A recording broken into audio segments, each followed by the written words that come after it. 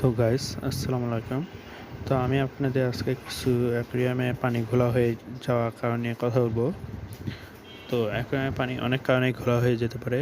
সেটা হলো পানিতে ময়লা হলে বা খাবার বেশি দিলে পানি ঘোলা হয়ে যায়। যখন খাবার আপনারা বেশি করে দিবেন তখন দেখবেন যে খাবারটি গলে পানির সাথে মিশে যায়, যার কারণে অ্যাকুয়ারিয়ামের পানি ঘোলা হয়।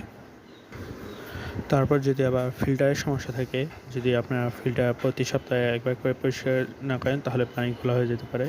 তো আপনাদের অবশ্যই ফিল্টার প্রতি সপ্তাহে একবার করে পরিষ্কার করতে হবে, তাহলে পানিটা পরিষ্কার থাকবে। আপনারা দেখতেছেন আমার অ্যাকুয়ারিয়ামটি পানি ঘোলা হয়ে গেছে।